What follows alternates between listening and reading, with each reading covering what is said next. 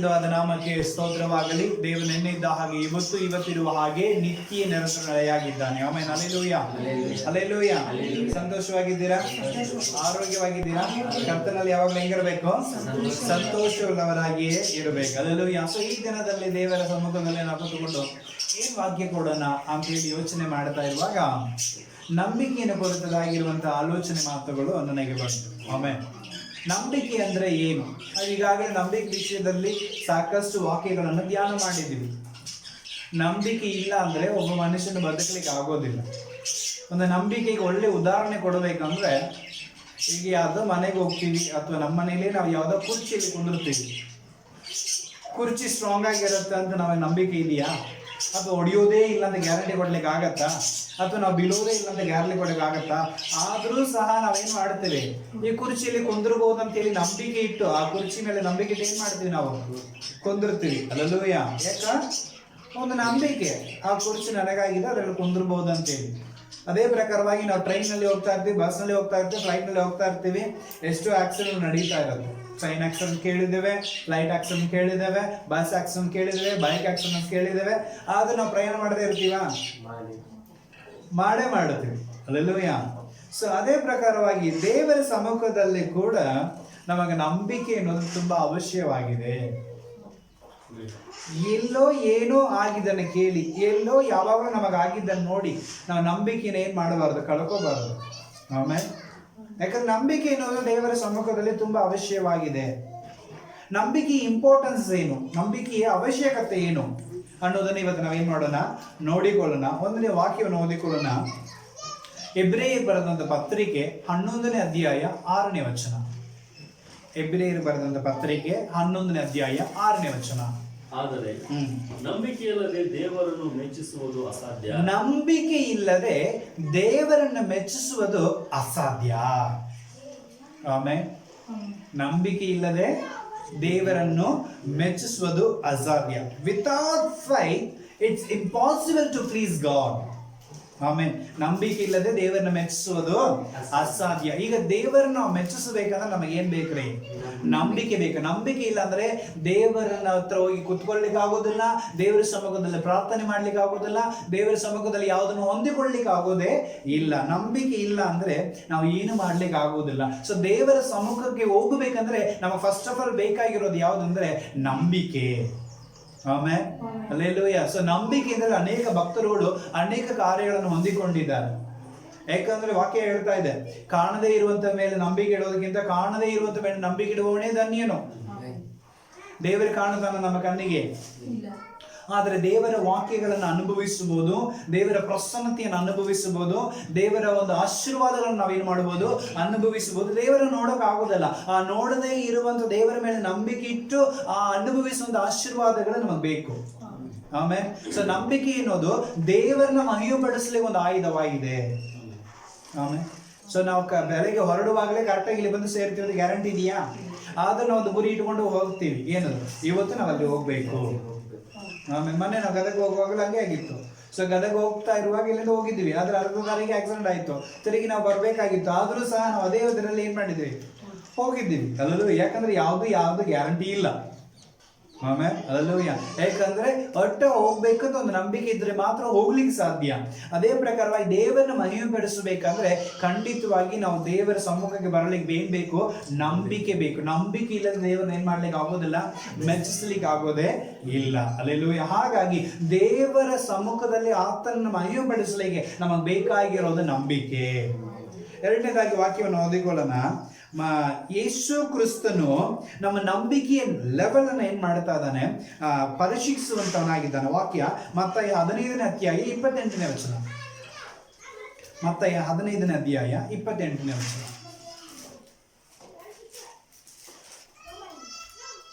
ಆಗ ಯೇಸು ಆಕೆಗೆ, ಅಮ್ಮ, ನಿನ್ನ ನಂಬಿಕೆ ಬಹಳ, ನಿನ್ನ ನಂಬಿಕೆ ಬಹಳ, ನಿನ್ನ ಮನಸ್ಸಿನಂತೆ ಆಗಲಿ ಅಂದನು. ಆಮೇಲೆ ಸಮಾರಿಯ ಸ್ತ್ರೀ, ಕಾನಾನಿಯ ಸ್ತ್ರೀ ಅಲ್ಲಿ ಏನ್ ಮಾಡ್ತಾ ಇದ್ದಾಳೆ, ಯೇಸು ಕ್ರಿಸ್ತನ ಹತ್ರ ಬರುವಾಗ ಒಂದು ನಂಬಿಕೆ ಇಟ್ಟುಕೊಂಡು ಬರ್ತಾ ಇದ್ದಾಳೆ. ಇವತ್ತು ನಾನು ಹೋಗ್ತೀನಿ, ರಬಿನ ನಾನು ನೋಡ್ತೀನಿ, ಅವರ ಹತ್ರ ನನ್ನ ವಿಷಯಗಳನ್ನು ಹಂಚಿಕೊಳ್ತೀನಿ, ತಿರುಗಿ ನಾನು ಬಿಡುಗಡೆನ ಹೊಂದಿಕೊಂಡೇ ಬರ್ತೀನಿ. ಅರ್ಥ ಆಯ್ತಲ್ಲ ಪ್ರಿಯರೇ? ಯೇಸು ಕ್ರಿಸ್ತನು ಹೊಸ ಒಡಂಬಡಿಕೆಯಲ್ಲಿ ಕೆಲವೊಂದು ನಂಬಿಕೆ ವಿಷಯಗಳನ್ನು ನೋಡ್ತಾ ಇದ್ದಾನೆ. ಅದೇ ಯೇಸು ಕ್ರಿಸ್ತನು ಇನ್ನೊಂದು ಕಡೆಯಲ್ಲಿ ನಾವು ನೋಡ್ತಾ ಇದ್ದೇವೆ. ಮತ್ತಾಯ 14ನೇ ಅಧ್ಯಾಯ 31ನೇ ವಚನ. ಆ ಕ್ಷಣವೇ ಯೇಸು ಕೈ ಚಾಚಿ ಅವನನ್ನು ಹಿಡಿದು, ಅಲ್ಪ ವಿಶ್ವಾಸಿಯೇ, ಯಾಕೆ ಸಂದೇಹ ಪಟ್ಟಿ ಎಂದು ಹೇಳಿದನು. ತರುವಾಯ ಅವರು ದೋಣಿಯನ್ನು ಹತ್ತಿದ ಮೇಲೆ. ಹಲ್ಲೆಲೂಯಾ. ಎರಡು ವಿಷಯವಾದ ನಂಬಿಕೆಯನ್ನು ದೇವರಲ್ಲಿ ನೋಟಿಸ್ ಮಾಡ್ತಾ ಇದ್ದಾನೆ ಯೇಸು ಕ್ರಿಸ್ತನು. ಎರಡು ರೀತಿಯಾದ ನಂಬಿಕೆಯನ್ನು ಏನ್ ಮಾಡ್ತಾ ಇದ್ದಾನೆ? ನೋಟಿಸ್ ಮಾಡ್ತಾ ಇದ್ದಾನೆ. ಒಂದು, ಅನ್ಯ ಸ್ತ್ರೀ, ಕಾನಾನಿಯ ಸ್ತ್ರೀ ದೇವರ ಸಮ್ಮುಖಕ್ಕೆ ಬರೋದು. ಹಲ್ಲೆಲೂಯಾ. ಅವಳು ಬಂದು ದೇವರ ಸಮ್ಮುಖದಲ್ಲಿ ಬಿಡುಗಡೆ ಹೊಂದಿಕೊಂಡು ಹೋಗ್ತಾಳೆ. ಇನ್ನೊಂದು, ದೇವರ ಮಗ, ದೇವನ ಶಿಷ್ಯ ಯೇಸು ಸ್ವಾಮಿ ಜೊತೆಗೆ ಇದ್ದಂತ ವ್ಯಕ್ತಿ ನಂಬಿಕೆಯನ್ನ ಕಳೆದುಕೊಳ್ಳೋದು. ಆಮೇಲೆ ಎರಡು ವಿಷಯವನ್ನು ದೇವರಲ್ಲಿ ನೋಟಿಸ್ ಮಾಡ್ತಾ ಇದ್ದಾನೆ. ಇವತ್ತು 2ನೇ ಸ್ಥಾನದಲ್ಲಿ ನಾವೆಲ್ಲ ಇದ್ದೀವಿ. ಆರಂಭದಲ್ಲಿ ಅದೇ ಪೇತ್ರನು ಯೇಸು ಸ್ವಾಮಿನ ದೋಣಿಗೆ ಹತ್ತುಕೊಂಡು ಹೋಗ್ತಾ ಇರುವಾಗ ಬಲೆ ಹಾಕಂತ ಹೇಳುವಾಗ ಒಂದೇ ಒಂದು ಮಾತು ಹೇಳಿದ, ನಿನ್ನ ಮಾತಿನ ಮೇಲೆ ನಂಬಿಕೆ ಇಟ್ಟು ಬಲೆ ಹಾಕ್ತೀನಿ ಅನ್ನುವಾಗ ರಾಶಿ ರಾಶಿಯಾದ ಮೀನುಗಳನ್ನು ಹೊಂದಿಕೊಂಡ ಅದೇ ಪೇತ್ರ ಸ್ವಲ್ಪ ದಿನ ಆದ ಮೇಲೆ ಯೇಸು ಸ್ವಾಮಿ ಜೊತೆಗೆ ಇದ್ದ ಮೇಲೆ, ಚೆನ್ನಾಗಿ ಊಟ ಸಿಕ್ಕಿದ ಮೇಲೆ, ವಸ್ತುಗಳು ಸಿಕ್ಕಿದ ಮೇಲೆ, ಆತನ ಜೊತೆ ಅಡ್ಡಾಡ್ತಾ ಇರುವಾಗ, ಮರಕಳ್ಳ ಕಂಡಿದ ಮೇಲೆ ಅವನ ಕ್ರಿಯೆಗಳು, ನಂಬಿಕೆ ಹಾಗೆ ಕುಸಿದು ಹೋಗೋದನ್ನು ನಾವು ನೋಡ್ತಾ ಇದ್ದೇವೆ. ಆಮೇಲೆ ಅವನು ಬೇರೆ ನೋಡುವಂತ ನಂಬಿಕೆ, ನೋಡುವಂತ ಅದ್ಭುತಗಳು ನೋಡಿ ನೋಡಿ ತನ್ನಲ್ಲಿ ಒಂದು ನಂಬಿಕೆಯನ್ನು ಕಳೆದುಕೊಂಡಿದ್ದ. ಅಲ್ಲಿ ಹೋಗ್ತಾ ಇರುವಾಗ ಅಲ್ಲಿ ಫಸ್ಟ್ ಆಫ್ ಆಲ್ ಯೇಸು ಸ್ವಾಮಿ ನೋಡಿದ್ದ ಅಂತ ಹೇಳಿದ್ರು, ನೀನೇ ಆದ್ರೆ ನಾನು ಏನ್ ಮಾಡ್ಬೇಕು? ಸಮುದ್ರದ ಮೇಲೆ ನಡಿಬೇಕಂತ ಹೇಳಿದ್ರು. ಅದೇ ಪ್ರಕಾರ ಸಮುದ್ರದ ಮೇಲೆ ನಾವು ಏನ್ ಮಾಡಿದ? ನಡೆದ. ಆದ್ರೆ ನಾನು ನಡೀತಾ ಇರೋ ಸಮುದ್ರನ ಅಂತ ಹೇಳಿ ಒಂದು ಗಾಳಿ ಬಂದ ತಕ್ಷಣ ಸಮುದ್ರ ನೋಡುವಾಗ ಅದೇನಾಯ್ತು? ಮುಳುಗಲಿಕ್ಕೆ ಶುರು ಮಾಡಿದ. ಹಲ್ಲೆಲೂಯಾ. ಯೇಸುವನ್ನು ನೋಡೋದನ್ನು ಬಿಟ್ಬಿಟ್ಟಿದ. ನಾವು ಇವತ್ತು ಹಂಗೆ ಆರಂಭದಲ್ಲಿ ಇದ್ದಂಥ ಆ ನಂಬಿಕೆ, ಆರಂಭದಲ್ಲಿದ್ದಂಥ ಉತ್ಸಾಹ, ಆರಂಭದಲ್ಲಿದ್ದಂಥ ವೈರಾಗ್ಯವು ಬರ್ತಾ ಬರ್ತಾ ಬರ್ತಾ ಬರ್ತಾ ಪೇತ್ರನ ಹಾಗೆ ನಾವು ಮುಳುಗ್ತಾ ಇದ್ದೇವೆ. ಆಮೇಲೆ ಯೇಸುವಿನ ದೃಷ್ಟಿಸುವಾಗ ದೇವರು ನಮ್ಮನ್ನು ಕೈ ಕೊಟ್ಟು ಮೇಲೆ ಎತ್ತುವಂತವನಾಗಿದ್ದಾನೆ. ನಮ್ಮ ನೋಟಗಳು, ನಮ್ಮ ದೃಷ್ಟಿಗಳು ಯಾರ ಮೇಲೆ ಇರಬೇಕು? ಯೇಸುಸ್ವಾಮಿ ಮೇಲೆ ಇರಬೇಕು. ಆ ಕಾನಾನಿ ಸ್ತ್ರೀಗೆ ಆ ಒಂದು ನೋಟ ಯಾರ ಮೇಲೆ ಇತ್ತು ಅಂದ್ರೆ ಯೇಸುಸ್ವಾಮಿ ಮಾತ್ರ ಇತ್ತು. ಅಲ್ಲಿ ಎಷ್ಟು ಜನ ಬಂದಿದ್ರು? ಆ ಪೋಷನ್ ಮನೆಗೆ ಹೋಗಿ ಆಮೇಲೆ ಓದಿ ನೋಡ್ರಿ 15ನೇ ಅಧ್ಯಾಯದಲ್ಲಿ ಎಷ್ಟು ಜನ ಯೇಸುಸ್ವಾಮಿ ನುಗ್ಗುತ್ತಾ ಇದ್ರು, ಎಷ್ಟು ಶಿಷ್ಯರುಗಳು ಜೊತೆಗಿದ್ರು. ಆಮೇಲೆ ಆದ್ರೆ ಅವಳ ನಂಬಿಕೆ ಏನಂದ್ರೆ ಈತನಿಂದ ನನಗೆ ಬಿಡುಗಡೆ ಸಿಗತ್ತೆ ಅಂತ ಹೇಳಿ ಹೋಗಿ ಬೇಡ್ತಾಳೆ. ಯೇಸುಸ್ವಾಮಿ ಮಾತಾಡ್ಲಿಲ್ಲ ಅಂದ್ರೂ ಬಿಡ್ಲಿಲ್ಲ, ಹಿಂದಕ್ಕೆ ಹೋಗ್ತಿದ್ಲು. ಶಿಷ್ಯರೆಲ್ಲರೂ ಅಯ್ಯೋ ಒಂಥರ ನೋಡ್ತಿದ್ರು ಆಕಿನ, ಈಕೆ ಏನ್ ನಾಚಿಗಿದೆ ಇಲ್ವಾ, ಇಷ್ಟು ಕಾಡಿಸ್ತಾ ಇದ್ದಾನೆ ಯೇಸುಸ್ವಾಮಿ, ಆದ್ರೂ ಸಹ ಈಗಲೂ ಬಿಡ್ತಾ ಇಲ್ಲ. ಆದ್ರೆ ಇವತ್ತು ನಾವೇನ್ ಮಾಡ್ತೀವಿ? ನೀನು ಚರ್ಚೆಗೆ ಹೋಗೋದಕ್ಕೆ ಕಾಣಾಟ ಶುರು ಆಗೈತಿ, ಆ ದೇವ್ರು ನಂಬಿದ್ದಕ್ಕೆ ನಿನಗೆ ಹಿಂಗಾಗೈತಿ ಅಂತ ಹೇಳಿದ ತಕ್ಷಣ ಯೋಚನೆ ಮಾಡ್ಲಿಕ್ಕೆ ಶುರು ಮಾಡ್ಬಿಡ್ತೀವಿ. ಹೌದು ಬಿಡ, ಮುಂದೆಲ್ಲ ಚೆನ್ನಾಗಿದ್ದಂಗೆ ಇತ್ತು. ಆಮೇಲೆ ಹೌದು, ಯಾರು ನೋಡ ಅವರೆಲ್ಲ ಬಿಟ್ಟಲ್ಲ, ಚೆನ್ನಾಗಿದ್ದಲ್ಲ, ನಾನು ಹೋಗ್ತಾ ಇದ್ದೆ, ನನಗೆ ಏನು ಮಾಡಿರ್ತಾ ಇದ್ದು ಕಾಣತ್ತೆ ಅಂದ್ರೆ ಅವ್ರು ಹೇಳಿದ್ದ ಕರೆ ನನಗೆ ಬಂದೈತಿ ಬಿಡ್ರಿ, ಏನು ಮಾಡೋದು? ಕರೆಕ್ಟಾ? ನಾವು ಆ ರೀತಿ ಮಾಡಿ ಬಿಟ್ಟು ಬಿಡ್ತಿದ್ವಿ. ಆದರೆ ಕಾಣಿಸ್ತಾ ಹೆಂಗೆ ಮಾಡಲಿಲ್ಲ. ಎಷ್ಟು ಜನ ಅವ್ರಿಗೆ ಆಗ್ತಾ ಇಲ್ಲ ಅಂತ ಬಿಟ್ಟು ಹೋಗ್ಬೇಡ, ಯಾಕೆ ಕಾಡಿಸ್ತಿ ಅಂತ ಹೇಳಿದ್ರು ಬಿಡಲಿಲ್ಲ ಆಕಿ. ಇಲ್ಲ, ನನಗೆ ಅವ್ರ ಹತ್ರ ಡೀಲ್ ಇದೆ, ನಾನು ಅವ್ರ ಹತ್ರ ಹೋಗ್ತೀನಿ. ಹಿಂದಕ್ಕೆ ಬರ್ತಿದ್ಲು.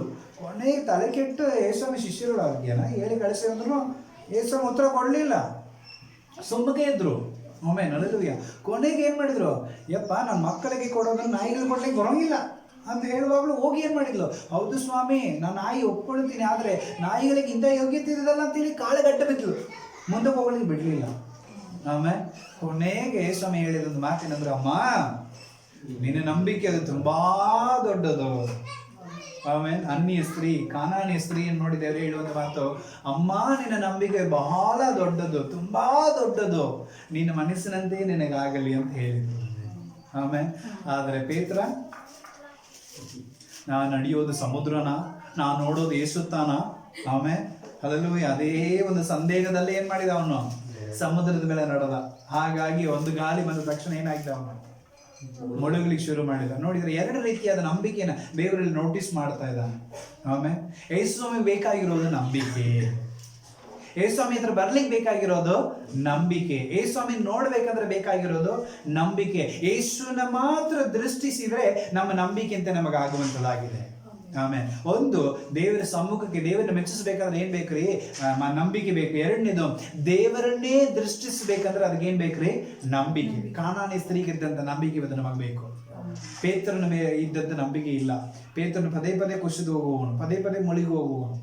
ಆಮೇಲೆ ಹೌದಲ್ಲ, ಎಲ್ಲಿ ನೋಡಿದ್ರು ದೇವರು ಅವನ್ನೇ ಬೈತಾ ಇದ್ರು. ಆದರೆ ಕೊನೆಗೆ ಅವನ ನಂಬಿಕೆ ಬಿಡ್ತಾನೆ ಇಲ್ಲ.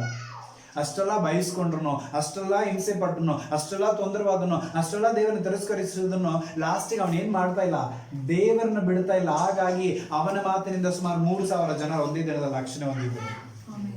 ಆಮೇಲೆ ಅಲ್ಲಲ್ಲಿ ಇವತ್ತು ನಾವೇನ್ ಮಾಡ್ತಾ ಇದೀವಿ, ಸ್ವಲ್ಪ ಒಂದನೇ ದೇವರನ್ನ ಬಿಟ್ಟು ದೂರ ಹೋಗ್ಬಿಡ್ತೀವಿ, ನಂಬಿಕೆ ಇರೋದೇ ಇಲ್ಲ.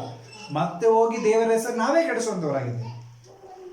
ಅಂದ್ರೆ ಪೇತ್ರನಾಗಿ ಮಾಡ್ಲಿಲ್ಲ ಅಲ್ಲ, ಅಲ್ಲೆಲ್ಲೂ. ಆದ್ರೆ ನಾವೇನ್ ಮಾಡ್ತೀವಿ, ಕೆಡಿಸ್ತೀವಿ, ಇನ್ನೊಬ್ಬರಿಗೂ ಹೋಗಿ ಕೆಡಿಸ್ತೀವಿ. ಅಲ್ಲಿ ಹೋಗಿ ಏನ್ ಸುಖ ಬಂತ ಬೇಡ, ಅದಕ್ಕೆ ಇನ್ನೊಬ್ರು ಹೋಗಿ ಪ್ರಾರ್ಥನೆಗೆ ಬರ್ರಿ ಅಂತ ಕರೆಯುವಾಗ ಆಮೇಲೆ ಯಾರು ಆಲ್ರೆಡಿ ಪ್ರಾರ್ಥನೆ ಅನುಭವ ಇದ್ದವರು, ಅಭಿಷೇಕ ಹೊಂದಿದವರು, ದೀಕ್ಷಾಸನ ತಗೊಂಡವರು, ದೇವರ ಆಶೀರ್ವಾದ ಹೊಂದಿಕೊಂಡವರು, ಅನೇಕ ಬೆಳವಣಿಗೆಯನ್ನು ಹೊಂದಿಕೊಂಡಿದ್ದವರು ಇನ್ನೊಬ್ಬರು ವಿಶ್ವಾಸಿಗೆ ಹೇಳುವಂತ ಮಾತು ಏನದು, ಅಲ್ಲಿ ಕಂಡು ಏನ್ ಬಂತ ಬೇಡ, ಎಲ್ಲ ಮಾಡ್ಕೊಂಡು ಹೋಗ್ತೀವಿ. ನಾವು ಮಾಡ್ತಾರ ಇಲ್ವ ಗೊತ್ತಿಲ್ಲ. ಆಮೇಲೆ ಇವತ್ತು ನಾವೇನ್ ಮಾಡ್ತಾ ಇದ್ದೀವಿ, ದೇವರ ಹೆಸರನ್ನು ಸಹಿತ ನಾವು ಕೆಡಿಸ್ತಾ ಇದ್ದೇವೆ. ನಂಬಿಕೆ ಎನ್ನುವುದು ಅದು ನಾವು ದೇವರನ್ನು ದೃಷ್ಟಿಸಲಿಕ್ಕೆ ಬೇಕಾಗಿರುವಂತ ಅವಶ್ಯವಾಗಿದೆ. ಆಮೇಲೆ ಸೊ ದೇವರು ನಂಬಿಕೆಯನ್ನು ತುಂಬಾ ನೋಡುವಂತ ದೇವರು. ಅಲ್ಲೆಲ್ಲೂ ಅದಕ್ಕೆ 2 ರೀತಿಯಾದ ನಂಬಿಕೆಯನ್ನು ಯೇಸು ಸ್ವಾಮಿ ಇಲ್ಲಿ ನೋಟಿಸ್ ಮಾಡಿದ್ದಾನೆ. ಸೊ ಯೇಸು ಸ್ವಾಮಿ ನಮ್ಮನ್ನು ನೋಡುವಂತ ದೃಷ್ಟಿ ನಂಬಿಕೆಯಿಂದ ನೋಡ್ತಾ ಇದ್ದಾನೆ. ಸೊ ದೇವರನ್ನು ನೋಡ್ಬೇಕಾದ್ರೆ ಏನ್ ಬೇಕ್ರೆ ನಮಗೆ ನಂಬಿಕೆ ಬೇಕು. 3ನೇದಾಗಿ ವಾಕ್ಯ ಓದಿಕೊಳ್ಳೋಣ. ಮಾರ್ಕನ 2ನೇ ಅಧ್ಯಾಯ 5ನೇ ವಚನ. ಮಾರ್ಕ 2:5. Mark chapter 2 verse 5. ಯೇಸು ಅವರ ನಂಬಿಕೆಯನ್ನು ನೋಡಿ ಆ ಪಾರ್ಶ್ವವಾಯು ರೋಗಿಗೆ, ಮಗನೇ ನಿನ್ನ ಪಾಪಗಳು ಕ್ಷಮಿಸಲ್ಪಟ್ಟಿವೆ ಎಂದು ಹೇಳಿದರು. ಆಮೆನ್. ನಂಬಿಕೆ ಅನ್ನೋದು ನೆಕ್ಸ್ಟ್ ಲೆವೆಲ್ಗೆ ಹೋಗ್ತಾ ಇದೆ. ಅದು ಎದಕ್ಕೆ ಹೋಗ್ತಾ ಇದೆ ಅಂದ್ರೆ, faith moves God's to act. ದೇವರ ಕ್ರಿಯೆ ಮಾಡಲಿಕ್ಕೆ ಆ ನಂಬಿಕೆ ಅದು ಮುಂದೆ ಹೋಗುವಂಥದ್ದಾಗಿದೆ. ಈಗ ಪಾರ್ಶ್ವವಾಗಿ ರೋಗಿನ ಏನ್ ಮಾಡ್ತಾ ಇದ್ದಾರೆ ಅವರು, ಹಿಸ್ ಫ್ರೆಂಡ್ಸ್ ಅಂದ್ರೆ ಅವರು ಜೊತೆಗಿದ್ದವರು, ಬಂಧು ಬಳಗವಾಗಿರ್ಬೋದು, ಫ್ರೆಂಡ್ಸ್ ಆಗಿರ್ಬೋದು, ಯಾರೋ ಏನ್ ಮಾಡ್ತಾರೆ, 4 ಮಂದಿ ತಗೊಂಡು ಬರ್ತಾರೆ. ಆದ್ರೆ ಅಲ್ಲಿ ಸಿಕ್ಕಾಪಟ್ಟೆ ಗದ್ದಲ ಇದೆ. ಸ್ವಾಮಿ ಹತ್ರ ಅವನ್ನ ಹಾಸಿಗೆ ಸಮೇತ ತಗೊಂಡು ಹೋಗ್ಲಿಕ್ಕೆ ಆಗ್ತಾ ಇಲ್ಲ. ಏನ್ ಮಾಡಿದ್ರು ಅಂದ್ರೆ ಕೊನೆಗೆ ಒಂದೇ ಒಂದು ದಾರಿ, ಸ್ವಾಮಿ ಹತ್ರ ಸೀದಾ ಹೋಗ್ಬೇಕಂದ್ರೆ ಸ್ವಲ್ಪ ಕಷ್ಟ ಪಡಬೇಕು. ಆಮೇಲೆ ಅಂತ ಹೇಳಿ ಏನ್ ಮಾಡಿದ್ರು, ಮೇಲೆ ಹತ್ತಿ ಹಂಚಿನ ತೆಗೆದು ಕೆಲವೊಂದು ತೆಗೆದು ಅಲ್ಲಿಂದ ಹಾಸಿಗೆ ಏನ್ ಮಾಡಿದ್ರು, ಸ್ವಾಮಿ ಪಾದದ ಕೆಳಗೆ ಸೀದಾ ಬಿಟ್ರು. ಆಮೇಲೆ ಅವ್ರ ನಂಬಿಕೆ ಏನು, ಈತನ ಹತ್ರ ಗುಣ ಆಗತ್ತೆ, ಈತನ ಕಾರ್ಯ ಮಾಡ್ತಾನೆ ಅಂತ ಒಂದು ನಂಬಿಕೆ. ಅಲ್ಲೆಲ್ಲೂಯ್ಯ. ಆ ಒಂದು ಪಾರ್ಶ್ವ ರೋಗಿಗೋಸ್ಕರ ದೇವರು ಮಾಡಿದ್ರ ಅಲ್ಲಿ, ಅವನನ್ನು ಹೊತ್ಕೊಂಡು ಬಂದ ಜನಗೋಸ್ಕರ ದೇವರಲ್ಲಿ ಮಾಡಿದ್ರು. ಇವತ್ತು ಅನೇಕರು ಅದ್ಭುತ ಹೊಂದಿಕೊಳ್ಳಿ ಕಾರಣನಾ ಗೊತ್ತಾ, ಪ್ರಾರ್ಥನೆಗೆ ಬಾ, ಪ್ರೇಯರ್ಗೆ ಹೋಗೋಣ, ಪ್ರೇಯರ್ ಮಾಡೋಣ, ದೇವರು ಅದ್ಭುತ ಮಾಡ್ತಾನೆ, ಬಾ ಪಾಸ್ಟರ್ ಪ್ರೇಯರ್ ಮಾಡಿಸ್ತೀನಿ ಬಾ ಅಂತ ಹೇಳಿ ಜನ ಕರ್ಕೊಂಡು ಬರ್ತಾರಲ್ಲ. ಸೊ ಅವರು ಬರೋದಕ್ಕಾಗಿಲ್ಲ ದೇವ್ರು ಮಾಡೋಂಗಿಲ್ಲ. ಯಾರು ಕರ್ಕೊಂಡು ಬರ್ತಾರೆ ನೋಡ್ರಿ, ಅವ್ರಿಗೋಸ್ಕರ ದೇವರು ಅದನ್ನು ಮಾಡುವಂತವನಾಗಿಲ್ಲ. ಬರುವಂತ ಜನ ಸಭೆಯಲ್ಲಿ ಉಳಿತಾವಿಲ್ವ ಗೊತ್ತಿಲ್ಲ, ಉಳಿಯೋದು ಇಲ್ಲ. ಅದ್ಭುತ ಹೊಂದಿದ ಮೇಲೆ, ಬಿಡುಗಡೆ ಹೊಂದಿದ ಮೇಲೆ ಆಟೋಮೆಟಿಕ್ ಆಗಿ ತಿರುಗಿ ಹೋಗ್ತಾನೆ ಇರ್ತಾರೆ. ಆದ್ರೆ ಅವ್ರಿಗೆ ಯಾಕೆ ಮಾಡಬೇಕು? ನಾವು ಕೂಡ ಸಮಟೈಮ್ಸ್ ಎಷ್ಟೋ ಸಾರಿ ದೇವರನ್ನ ಪ್ರಶ್ನೆ ಮಾಡಿದ್ದೇವೆ. ಅವ್ರು ದೇವರಲ್ಲಿ ನಿಲ್ಲೋದೇ ಇಲ್ಲ, ಅವ್ರ ರಕ್ಷಣೆಗೆ ಬರೋದೇ ಇಲ್ಲ, ಯಾಕೆ ಅವ್ರಿಗೆ ಅದ್ಭುತ ಮಾಡಬೇಕು? ದೇವ್ರ ಜನ ಎಷ್ಟು ಜನ ಇದ್ದಾರೆ, ನಿನ್ನೇ ನಂಬಿಕೊಂಡಿದ್ದಾರೆ, ಅವ್ರಿಗೆ ಮಾಡ್ಬೇಕಲ್ಲ ಅಂತ ಕೂಡ ನಾನು ಎಷ್ಟೋ ಸಾರಿ ಯೋಚನೆ ಮಾಡೀನಿ, ಪ್ರಶ್ನೆ ಮಾಡಿದ್ದೀನಿ. ಅಲ್ಲೆಲ್ಲೂಯ್ಯ. ಅರ್ಥ ಆಯ್ತಲ್ಲ ಪ್ರಿಯರೇ? ಆದರೆ ದೇವರ ಸಮ್ಮುಖದಲ್ಲಿ ನಿಜವಾಗಲೂ ದೇವರು ಇನ್ನೊಬ್ಬರಿಗೆ ಮಾಡೋದು ಕಾರಣ ಏನಂದ್ರೆ, ನಮ್ಮ ನಂಬಿಕೆ ನಿಮಿತ್ತವಾಗಿ ಅವ್ರಿಗೆ ಮಾಡುವಂಥವರಾಗಿದ್ದಾರೆ. ಅವ್ರನ್ನ ಕರ್ಕೊಂಡು ಬಂದಿದ್ದು ನಾವಲ್ಲ. ಸೊ ನಾವು ಬೇಸರ ಆಗಬಾರ್ದಂತ ಅವ್ರಿಗೆ ಮಾಡ್ತಾರೆ. ನಮಗಾಗ್ಲಿಲ್ಲ ಅಂದ್ರೂ ನಾವು ದೇವ್ರ ಮೇಲೆ ನಂಬಿಕೆ ಇಟ್ಟಿರ್ತೀವಿ ಅಂತ ದೇವ್ರಿಗೆ ಗೊತ್ತು. ಆಮೇಲೆ ಅಲ್ಲೂ ಆದ್ರೆ ಅವ್ರಿಗೆ ಆಗ್ಲಿಲ್ಲ ಅಂದ್ರೆ ನಾವು ತುಂಬಾ ನೊಂದುಕೊಂಡಿರ್ತೀವಿ. ಹಾಗಾಗಿ ನಮ್ಮ ನಂಬಿಕೆ ನೋಡಿ ಅವ್ರಿಗೆ ದೇವರು ಮಾಡುವಂಥವನಾಗಿದ್ದಾರೆ. ಅಲ್ಲೆಲ್ಲೂಯ್ಯ. ಸೊ ನಂಬಿಕೆ ಅನ್ನೋದು ಬೇರೆಯವರ ಹಂತಕ್ಕೆ ದೇವರ ಕ್ರಿಯೆ ಮಾಡಲಿಕ್ಕೆ ಅದು ನಮ್ಮನ್ನು ಕರ್ಕೊಂಡು ಹೋಗುವಂಥದ್ದಾಗಿದೆ. ಆಮೇಲೆ hallelujah. The faith moves God's to act. ದೇವರ ಕ್ರಿಯೆ ಮಾಡೋದಕ್ಕಾಗಿ ಈ ನಂಬಿಕೆ ನಮ್ಮನ್ನು ನಡೆಸುವಂಥದ್ದಾಗಿದೆ. ಅಲ್ಲೆಲ್ಲೂಯ್ಯ. ವಾಕ್ಯ ಓದಿಕೊಳ್ಳೋಣ. ಯಾಕೋಬನ ಪುಸ್ತಕ 1ನೇ ಅಧ್ಯಾಯ 5ರಿಂದ 7 ವಚನಗಳನ್ನು ನೋಡುವಾಗ 7ನೇ ವಚನವನ್ನು ಓದಿಕೊಳ್ಳೋಣ. 1ನೇ ಅಧ್ಯಾಯ 5ನೇ ವಚನದಿಂದ 7ನೇ ವಚನದವರೆಗೆ ಇರುವಂತ ಪೋರ್ಷನ್. ಬಟ್ ಓದಿಕೊಳ್ಳೋದು 7ನೇ ವಚನ ಮಾತ್ರ ಓದಿಕೊಳ್ಳಿ. ಏಕೆಂದರೆ ಅವನು 2 ಮನಸ್ಸುಳ್ಳವನು, ತನ್ನ ನಡತೆಯಲ್ಲಿ ಚಂಚಲನಾಗಿದ್ದಾನೆ. 1ನೇ ಅಧ್ಯಾಯ 7ನೇ ವಚನ. 6ನೇ ವಚನ. ಆದರೆ ಸ್ವಲ್ಪವೂ ಸಂದೇಹ ಪಡದೆ ಸ್ವಲ್ಪವೂ ಸಂದೇಹ ಪಡದೆ ನಂಬಿಕೆ ಇಟ್ಟು ಕೇಳಿಕೊಳ್ಳಬೇಕು. ಸ್ವಲ್ಪವೂ ಸಂದೇಹವಿಲ್ಲದೆ ನಂಬಿಕೆ ಇಟ್ಟುಕೊಂಡು ಏನ್ ಮಾಡ್ಬೇಕು? ಕೇಳಿಕೊಳ್ಳಬೇಕು. ಅರ್ಥ ಆಯ್ತಲ್ಲ ಪ್ರಿಯರೇ? ಇನ್ನೊಬ್ಬರನ್ನ ಅವ್ರು ಕರ್ಕೊಂಡು ಬಂದಿದ್ದ ಉದ್ದೇಶ ಅಂದ್ರೆ ಯೇಸುವಿನ ಹತ್ರ ಹೋದ್ರೆ ಖಂಡಿತವಾಗಿ ದೇವರು ಬಿಡುಗಡೆ ಮಾಡುತ್ತಾನೆ. ಅರ್ಥ ಆಯ್ತಲ್ಲ? ಸೊ ಆ ಒಂದು ಸಂದೇಹವಿಲ್ಲದ ನಂಬಿಕೆಗಾಗಿ ದೇವರ ಪಾರ್ಶ್ವರೋಗಿನ ಏನ್ ಮಾಡಿದಾರ್ರಿ? ಗುಣಪಡಿಸಿದ್ರು. ದೇವರ ಹತ್ರ ಕೇಳುವಾಗ ಏನಿರಬಾರದು? ಸಂದೇಹ. ದೇವರ ಕಾರ್ಯ ಮಾಡಬೇಕಂದ್ರೆ ಅಲ್ಲಿ ಏನಿರಬಾರದು? ಸಂದೇಹವಿರಬಾರದು. ಸಂದೇಹವಿತ್ತು ಅಂದ್ರೆ ಪೇತ್ರ ನಾವೇ ಮುಳುಗಿ ಹೋಗ್ತಾ ಇರ್ತೀವಿ. ಸಂದೇಹವಿಲ್ಲದೆ ದೇವರನ್ನ ಏನ್ ಮಾಡ್ಬೇಕು? ನಾವು ನಂಬಿಕೆ ಇಡುವರಾಗಿರ್ಬೇಕು. ಅಂದ್ರೆ ದೇವರ ನಂಬಿಕೆ ನಿಮಿತ್ತವಾಗಿ ನಮ್ಮ ಜೀವಿತದಲ್ಲಿ ಕಾರ್ಯಗಳನ್ನು ಮಾಡುವಂತವನಾಗಿದ್ದಾನೆ. ಆಮೇಲೆ ಅಲ್ಲೆಲ್ಲೂ ವಾಕ್ಯ ಓದಿಕೊಳ್ಳೋಣ. ಎಫೆಸಿ ಪುಸ್ತಕ 6ನೇ ಅಧ್ಯಾಯ 16ನೇ ವಚನ.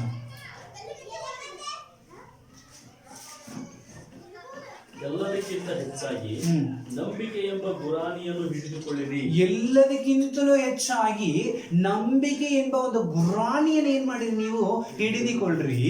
ಆದುದರಿಂದ ನೀವು ಕೆಡುಕನ ಅಗ್ನಿಬಾಣಗಳನ್ನೆಲ್ಲ ನಂದಿಸುವುದಕ್ಕೆ ಶಕ್ತರಾಗಿ. ಕೆಡುಕರ ನಂದಿ ಬಾಣಗಳೆಲ್ಲವನ್ನು ಏನ್ ಮಾಡ್ತೀರಿ ನೀವು? ಕೆಡಿಸುವುದಕ್ಕೆ ಅದು ಉಪಯೋಗವಾಗಿರತ್ತೆ. ಆಮೇಲೆ ಅಲ್ಲೂ ಈ ನಂಬಿಕೆ ಎಂಬ ಗುರಾಣಿ, ನಂಬಿಕೆ ಎಂಬ ಗುರಾಣಿಯನ್ನು ಹಿಡಿದುಕೊಳ್ಳ್ರಿ. ವಾಕ್ಯ ಚೆನ್ನಾಗಿ ಹೇಳ್ತದೆ. ನಂಬಿಕೆ ಎಂಬ ಗುರಾಣಿಯನ್ನು ಹಿಡಿದುಕೊಂಡು ನೀವೇನ್ ಮಾಡ್ರಿ? ಹೋರಾಡ್ರಿ, ಜಯವನ್ನು ಹೊಂದಿಕೊಳ್ಳ್ರಿ. ಯಾಕಂದ್ರೆ ನಿನ್ನ ಶತ್ರು, ನಿನ್ನ ವೈರಿ, ನಿನ್ನ ವಿರೋಧವಾಗಿ ಬರುವಂತ ಜನರು ಎಂತ ಒಂದು ನಂದಿ ಬಾಣಗಳನ್ನು ತಗೊಂಡ್ ಬಂದ್ರು ನಿನ್ನ ಕೈನಲ್ಲಿರುವಂತ ಗುರಾಣಿ ಅವುಗಳೆಲ್ಲವನ್ನು ಏನ್ ಮಾಡತ್ತೆ? ಬೀಳಿಸುವಂತದಾಗಿದೆ. ಇವತ್ತು ನಮಗೇನ್ ಬೇಕು? ನಂಬಿಕೆ ಎಂಬ ಒಂದು ಗುರಾಣಿ ಬೇಕು. ಆ ಗುರಾಣಿ ಇದ್ರೆ ನಮ್ಮ ವೈರಿ ನಾವು ಈಸಿಯಾಗಿ ಏನ್ ಮಾಡ್ಬೋದು? ಜಯಿಸಬಹುದು. ಆದ್ರೆ ಇವತ್ತು ನಾವು ನಮ್ಮ ವೈರಿ ಜಯಿಸಿ ಮುಂದೆ ಹೋಗ್ಲಿಕ್ಕೆ ದಾರಿ ಕೊಟ್ಕೊಂಡು ನಾವು ಹಿಂದೆ ಕೂತ್ಕೊಂಡಿರ್ತೀವಿ. ಯಾಕಂದ್ರೆ ಏನಿಲ್ಲ ನಮ್ಮ ಕೈಯಲ್ಲಿ? ನಂಬಿಕೆ ಇಲ್ಲ. ವಾಕ್ಯ ಹೇಳ್ತಾ ಇದೆ, ನಂಬಿಕೆ ಎಂಬ ಗುರಾಣಿಯನ್ನ ಹಿಡಿದುಕೊಂಡು ಯುದ್ಧ ಮಾಡ್ರಿ. ಹಲ್ಲೆಲೂಯ. ಯಾಕಂದ್ರೆ ಈ ನಂಬಿಕೆ ನಮ್ಮನ್ನ ಏನ್ ಮಾಡತ್ತೆ? ನಮ್ಮನ್ನ ಒಂದು ಬಲಪಡಿಸುವಂತದಾಗಿದೆ. ಆಮೇಲೆ ಇಕ್ಕಟ್ಟಿನ ಮಧ್ಯದಲ್ಲಿ, ಬಲಹೀನತೆಯ ಮಧ್ಯದಲ್ಲಿ ಈ ಒಂದು ನಂಬಿಕೆ ನಮ್ಮನ್ನ ಏನ್ ಮಾಡತ್ತೆ? ಬಲಪಡಿಸುತ್ತಾ ಇದೆ. ಆದ್ರೆ ನಾವು ಸೋತು ಹೋಗಿ ಏನ್ ಮಾಡ್ತೀವಿ? ಕುತ್ಕೊಂಡ್ ಬಿಡ್ತೀವಿ. ಅದಕ್ಕೆ ಅವನ ಜಯ ಹೊಂದ್ಕೊಂಡು ಮುಂದೆ ಹೋಗ್ತಾನೆ. ಸೈತಾನನು ತುಂಬಾ ಖುಷಿ ಪಡ್ತಾನೆ ನಮ್ಮ ವಿಷಯದಲ್ಲಿ, ಯಾವಾಗ ನಾವು ಸೋತು ಹೋಗುವ. ಆಮೇಲೆ ಯಾಕಂದ್ರೆ ನಮ್ಮ ವಿಷಯದಲ್ಲಿ ದೇವರ ಹತ್ರನೇ ಚಾಲೆಂಜ್ ಮಾಡಿ ಬರ್ಲಿಕ್ಕೆ ಅವನಿಗೆ ಅಷ್ಟು ಒಂದು ಕಾರ್ಯಕ್ಕೆ ಬರ್ಲಿಕ್ಕೆ ಕಾರಣ ಏನ? ಇವ್ರನ್ನ ಈಸಿಯಾಗಿ ನಾವು ಬೆಳೆಸಬಹುದು ಅಂತ ಒಂದು ನಂಬಿಕೆ. ಸೈತಾನನಿಗೆ ನಂಬಿಕೆ ಇದೆ, ಅದಕ್ಕೆ ನಮ್ಮನ್ನು ಬೆಳೆಸ್ಲಿಕ್ಕೆ ಬರ್ತಾನೆ. ಆದರೆ ಅವನಿಗಿಂತಲೂ ಶ್ರೇಷ್ಠವಾದ ನಂಬಿಕೆ ನಾವು ದೇವರ ಮೇಲೆ ಇಟ್ಟಿದ್ರೆ ಆ ನಂಬಿಕೆಯಿಂದ ಬರುವಂತ ಸೈತಾನ ನಾವು ನಾಶ ಮಾಡಬಹುದು. ಆಮೇಲೆ ಅದರಲ್ಲೂ ಯೋಗ ಎಷ್ಟೇ ಪರಿಸ್ಥಿತಿ ಬಂದ್ರು ಆ ನಂಬಿಕೆನ ಏನ್ ಮಾಡ್ಲಿಲ್ಲ, ಕೈ ಬಿಡಲಿಲ್ಲ. ಆಮೇಲೆ ಹಾಗಾಗಿ ಅವನು ಎಲ್ಲವನ್ನು ಏನ್ ಮಾಡಿದ? ಪಡೆದುಕೊಂಡ. ಆದ್ರೆ ಇವತ್ತು ನಾವು ಏನ್ ಮಾಡ್ತಾ ಇದ್ದೀವಿ? ಯೋಚನೆ ಮಾಡಬೇಕು. ನಂಬಿಕೆಯಿಂದ ಗುರಾಣಿನ ಹಿಡಿದುಕೊಂಡ್ರೆ ನಮ್ಮ ಶತ್ರು ಹಾಕುವಂತ ಎಲ್ಲಾ ನಂದಿ ಬಾಣಗಳನ್ನು ನಾವೇನ್ ಮಾಡ್ಬೋದು? ಜಯಿಸಬಹುದು. ಹಲ್ಲೆಲೂಯಾ. ವಾಕ್ಯ ಓದಿಕೊಳ್ಳೋಣ. ಅದೇ ಯಾಕೋಬನ ಪುಸ್ತಕ 2ನೇ ಅಧ್ಯಾಯ 3ನೇ ವಚನವನ್ನು ಓದಿಕೊಳ್ಳೋಣ. ಯಾಕೋಬ 2ನೇ ಅಧ್ಯಾಯ 3ನೇ ವಚನವನ್ನು ನಾವು ಓದಿಕೊಳ್ಳೋಣ ಪ್ರಿಯರೇ. ನೀವು ಉತ್ತಮವಾದ ಸಮವಸ್ತ್ರಗಳನ್ನು ಧರಿಸಿಕೊಂಡು ಬಂದಿರುವವರನ್ನು ಗೌರವದಿಂದ ನೋಡಿ ಅವನಿಗೆ, ನೀವು ಇಲ್ಲಿ ಈ ಗೌರವ ಆಸನದಲ್ಲಿ ಕುಳಿತುಕೊಳ್ಳಿರಿ ಎಂತಲೂ, ಆ ಬಡ ಮನುಷ್ಯನಿಗೆ ನೀನು ಅಲ್ಲಿ ನಿಂತುಕೋ. 5ನೇ ವಚನ. ನನ್ನ ಪ್ರಿಯ ಸಹೋದರರೇ, ಕೇಳಿರಿ. ದೇವರು ಲೌಕಿಕ ವಿಷಯದಲ್ಲಿ ಬಡವರಾಗಿರುವವರನ್ನು ಆದುಕೊಂಡು ಅವರು ನಂಬಿಕೆಯಲ್ಲಿ ಐಶ್ವರ್ಯವಂತರಾಗಿಯೂ ತನ್ನನ್ನು ಪ್ರೀತಿಸುವವರಿಗೆ ತಾನು ವಾಗ್ದಾನ ಮಾಡಿದ ರಾಜ್ಯಕ್ಕೆ ಬಾಧ್ಯತರಾಗಿರಬೇಕೆಂದು ನೇಮಿಸಲಿಲ್ಲವೋ. ಆಮೆನ್. ಈ ಲೋಕದಲ್ಲಿ ಬಡವರಾಗಿರುವವರು, ಈ ಲೋಕದಲ್ಲಿ ದರಿದ್ರರಾಗಿರುವವರು, ಈ ಲೋಕದಲ್ಲಿ ಯಾವುದೇ ಸುಖ ವಿಷಯಗಳನ್ನು ಅನುಭವಿಸಿದವರನ್ನ ದೇವರು ಆರಿಸಿಕೊಂಡು ಅವರಲ್ಲಿ ನಂಬಿಕೆಯಲ್ಲಿ ಅವರು ಶ್ರೀಮಂತರಾಗುವಂತ ದೇವರು ಮಾಡ್ತಾನಂತೆ. ಆಮೇಲೆ ನಾವು ಇವತ್ತು ಯಾವ್ದ್ರಲ್ಲಿ ಶ್ರೀಮಂತರಾಗ್ತಾ ಇದ್ದೀವಿ? ಯಪ್ಪ, ನಮ್ ತಗಡಿನ ಮನೆ ಹೋಗ್ಲಿ, RCC ಮನೆ ಬರಲಿ, ನಾವು ಶ್ರೀಮಂತರು. ಆಮೇಲೆ ನಮ್ಮಲ್ಲಿ ಸೈಕಲ್ ಹೋಗ್ಲಿ, 4 ಟೂ ವೀಲರ್ ಬರಲಿ, ನಾವು ಶ್ರೀಮಂತರು. 2 ವೀಲರ್ ಹೋಗ್ಲಿ, ಕಾರ್ ಬರಲಿ, ನಾವು ಶ್ರೀಮಂತರಾಗ್ಬಿಡ್ಬೇಕು. ಆಮೇಲೆ ಅದ್ರಲ್ಲಿ ಇದೆ ಅಲ್ಲ, ನಾವು ಶ್ರೀಮಂತರಾಗಬಹುದು. ಆದ್ರೆ ದೇವರ ವಾಕ್ಯ ಹೇಳ್ತಾ ಇದೆ, ನೀ ಬಡವನಾಗಿದ್ರು ಪರವಾಗಿಲ್ಲ, ನಂಬಿಕೆಯಲ್ಲಿ ಶ್ರೀಮಂತನಾಗಿರೋದಕ್ಕಾಗಿ ನಾನು ಆರಿಸಿಕೊಂಡಿದ್ದೀನಿ. ಆಮೇಲೆ ಹಲ್ಲೆಲೂಯಾ. ಕಷ್ಟಗಳು ಬರುವಾಗ ಸೋತು ಹೋಗಿ ಬಿಡೋದಕ್ಕಾಗಿ ಅಲ್ಲ, ಕಷ್ಟದ ಮಧ್ಯದಲ್ಲಿ ನಂಬಿಕೆ ಹಿಡ್ಕೊಂಡು ನೀ ಶ್ರೀಮಂತನಾಗಿರ್ಬೇಕು. ನಂಬಿಕೆಯಲ್ಲಿ ಅಭಿವೃದ್ಧಿ ಆಗ್ತಾ ಇರ್ಬೇಕು. ನಾವು ನಂಬಿಕೆಯಲ್ಲಿ ಶ್ರೀಮಂತರಾಗೋದಂದ್ರೆ ಏನ್ರಿ? ಏನ್ ಬಂದ್ರು ಧಾರಾಳವಾಗಿ ದೇವ್ರ ಮೇಲೆ ನಂಬಿಕೆ ಇಟ್ಕೊಂಡು ಹೋಗ್ತಾ ಇರೋದು. ಎಂತ ಬಂದ್ರು ದೇವ್ರ ಮೇಲೆ ನಂಬಿಕೆ ಇಟ್ಕೊಂಡು ಹೋಗ್ತಾ ಇರೋದು, ಅದು ಐಶ್ವರ್ಯವಂತಿಕೆ. ನಂಬಿಕೆಯಲ್ಲಿ ಐಶ್ವರ್ಯವಂತರಾಗೋದಕ್ಕಾಗಿ ದೇವರ ಮನೆ ಕರೆದಿದ್ದಾನೆ. ನೀನ್ ಬಡತನಲ್ಲಿದ್ದಿ, ನೀನು ದೊಡ್ಡ ಶ್ರೀಮಂತನಾಗ್ತೀನಿ ಅಂತ ದೇವರು ಹೇಳ್ತಾ ಇಲ್ಲ. ಆಮೇಲೆ ಇವತ್ತು ನಾವೆಲ್ಲರೂ ಏನ್ ಮಾಡ್ತಾ ಇದ್ವಿ? ದೇವರು ನಂಬಿಟ್ರೆ ನಾವು ಶ್ರೀಮಂತರಾಗ್ಬಿಡ್ತೀವಿ. ಖಂಡಿತವಾಗಿಯೂ ದೇವರ ರಾಜ್ಯಕ್ಕಾಗಿಯೂ ನೀತಿಗಾಗಿಯೂ ತಗೋಪಡ್ರಿ. ಇವುಗಳೆಲ್ಲವನ್ನು ದೇವರು ನನಗೆ ಸೇರಿಸಿ ಕೊಡ್ತಾನೆ. ಆದ್ರೆ ಇವುಗಳೆಲ್ಲಗಳಿಗಿಂತಲೂ ನೀನು ಎದರಲ್ಲಿ ನಂಬಿಕೆ ಇಡಬೇಕ? ದೇವರ ಮೇಲೆ ಇಟ್ಟುವಂತ ನಂಬಿಕೆಯಲ್ಲಿ ಶ್ರೀಮಂತನಾಗಿರ್ಬೇಕು. ಆಮೇಲೆ ಅಲ್ಲ, ಯಾಕಂದ್ರೆ ಆ ನಂಬಿಕೆ ನಮ್ಮನ್ನ ಬಲಗೊಳಿಸುವಂತದ್ದಾಗಿದೆ. ಯಾವಾಗ? ಇಕ್ಕಟ್ಟಿನ ಸಮಯದಲ್ಲಿ, ತೊಂದರೆಗಳ ಸಮಯದಲ್ಲಿ. So it strengthens us from trials.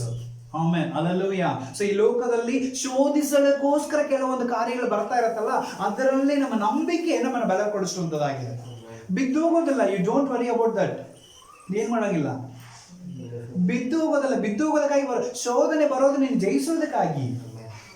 ಆಮೇಲೆ ನಿನ್ನಲ್ಲಿ ನಂಬಿಕೆ, ನೀನು ಶ್ರೀಮಂತನಾಗಿರುವಾಗ, ನಂಬಿಕೆಯಲ್ಲಿ ನೀನು ಶ್ರೀಮಂತನಾಗಿರುವಾಗ ಎಂತ ದೊಡ್ಡ ಶೋಧನೆ ಬಂದು ಏನ್ ಮಾಡುತ್ತಿ? ಜಯಿಸುವಂತವನಾಗಿದೆ. ಆ ನಂಬಿಕೆನ ಮಾತ್ರ ಬಿಡಬೇಡ. ಆ ನಂಬಿಕೆ ನಿನ್ನ ಬಲಗೊಳಿಸುವಂತದಾಗಿದೆ. ಆಮೇಲೆ ಅಲ್ಲೂ ವಾಕ್ಯವನ್ನ ಅದೇನು ಓದಿಕೊಳ್ಳೋಣ. ಅದೇ ಯಾಕೋಬ 2ನೇ ಅಧ್ಯಾಯ 26ನೇ ವಚನವನ್ನು ಓದಿಕೊಳ್ಳೋಣ. ಆತ್ಮವಿಲ್ಲದ ದೇಹವು ಸತ್ತದ್ದಾಗಿರುವ ಪ್ರಕಾರವೇ ಕ್ರಿಯೆಗಳಿಲ್ಲದ ನಂಬಿಕೆಯು ಸತ್ತದ್ದಾಗಿದೆ. ಕ್ರಿಯೆ ಇಲ್ಲದ ನಂಬಿಕೆ ಸತ್ತದಾಗಿದೆ. 5ನೇದಾಗಿ ದೇವರು ಹೇಳ್ತಾ ಇದ್ದಾನೆ, ಕ್ರಿಯೆ ಇಲ್ಲದ ನಂಬಿಕೆ ಸತ್ತದಾಗಿದೆ. ನಂಬಿಕೆ ಅಂದ್ರೆ ಅದರಲ್ಲಿ ಕ್ರಿಯೆ ಇರಬೇಕು. ನಂಬಿಕೆ ಅಂದ್ರೆ ಏನಿರ್ಬೇಕ್ರಿ? ಅದರಲ್ಲಿ ಕ್ರಿಯೆ ಇರಬೇಕು. ಈ ಗಾಡಿ ಅಂದ್ರೆ ಗಾಡಿ ಸುಮ್ಮನೆ ಓಡಿಸತ್ತವ, ಅಪ್ಪ ನನ್ನ 2 ವೀಲರ್ ಬಂದ್ಬಿಡ್ತು, ನಾನು ತಗೊಂಡು ಹೋಗ್ತೀನಿ ಅಂತ ಹೋಗ್ಬಿಡ್ಲಿಕ್ಕೆ ಆಗತ್ತಾ? ಏನ್ ಬೇಕು ಅದಕ್ಕೆ? ಪೆಟ್ರೋಲ್ ಅಥವಾ ಚಾರ್ಜ್ ಏನಾದ್ರು ಬೇಕು. ಇಲ್ಲಾಂದ್ರೆ ಸತ್ತೋಗದಾಗಿರುತ್ತೆ. ಅದು ಇದ್ದು ಇಲ್ಲದಂಗೆ. ಹೌದಾ? ಇವತ್ತು ಅದೇ ರೀತಿಯ ದೇವರು ಹೇಳ್ತಾ ಇದ್ದಾನೆ, ನಿನ್ನಲ್ಲಿ ನಂಬಿಕೆ ಇರೋದು ಅದರ ಕ್ರಿಯೆ ರೂಪದಲ್ಲಿ ತೋರಿಸು. ಈಗ ಒಂದು ವೇಳೆ ನಿನ್ನ ದೇಹದಲ್ಲಿ ಆತ್ಮ ಇದ್ರೆ ನಿನ್ನಲ್ಲಿ ಏನಿದೆ? ಉಸಿರಿದೆ, ಉಸಿರಾಡಕತ್ತಿ, ಅಡ್ಡಾಡಕತ್ತಿ ಅಂತ ಗೊತ್ತಾಗತ್ತೆ. ಇಲ್ಲ, ಸ್ವಲ್ಪ ಹೊತ್ತು ನೀನು ಉಸಿರಾಡ್ತಾನೋ ಇಲ್ಲ, ಕಣ್ಣು ತೆಗಿತಾ ಇಲ್ಲ, ಕಾಲು ಮಿಸ್ಕಾಡ್ತಾ ಇಲ್ಲ, ಕೈಯು ಮಿಸ್ಕಾಡ್ತಾ ಇಲ್ಲ, ಹಂಗೆ ಬಿದ್ದಿದೆ ಅಂದ್ರೆ ಏನ್ ಮಾಡ್ತಾರೆ ಮನೆಯವರು? ಎಬ್ಬಿಸಿ ನೋಡ್ತಾರ. ಹೇಳಲಿಲ್ಲ ಅಂದ್ರೆ ಏನ್ ಮಾಡ್ತಾರ? ಅಲ್ಲಿನ ಹೋಗಿ ಪಲ್ಸ್ ನೋಡ್ತಾರ. ಪಲ್ಸ್ ಟಟಪಟ ಹೊಡಿಲಿಲ್ಲ ಅಂದ್ರೆ ಏನ್ ಮಾಡ್ತಾರ? ಹೋಯ್ತ್ರಿ ಅಂತ ಬರ್ತಾರ. ಹೋಯ್ತ್ರಿ ಅಂತ ಹೇಳಿದ್ಮೇಲೆ ಏನ್ ಮಾಡ್ತಾರ? ಹೊಯ್ಕೊಳ್ತಾರ, ಅಯ್ಯೋ ಹೋದ ಅಂತೇಳಿ. ಇವತ್ತು ನಮ್ಮ ನಂಬಿಕೆ ಹಂಗೆ ಹೊಯ್ಕೊಂಡು ಹೋಗಿದೆ. ಆಮೇಲೆ ಅಲ್ಲಲ್ಲೂಯ್ಯ, ಏನಾಗಿದೆ? ಕ್ರಿಯೆ ಇಲ್ಲದ ನಂಬಿಕೆ ಸತ್ತದಾಗಿದೆ ನಮ್ಮ ನಂಬಿಕೆ. ನಂಬಿಕೆ ಅಂದ್ರೆ ಏನಿರ್ಬೇಕು? ಅದರಲ್ಲಿ ಕ್ರಿಯೆ ಇರಬೇಕು. ದೇಹದಲ್ಲಿ ಆತ್ಮ ಇಲ್ಲ ಅಂದ್ರೆ ವೇಸ್ಟ್, ಡೆಡ್ ಬಾಡಿ. ಅದು ಮನೇಲಿ ಇಟ್ಕೊಳ್ತಾರ, ತಗೊಂಡು ಊತಾಕಿ ಬೆಂಕಿ ಹಾಕಿ ಬರ್ತಾರ.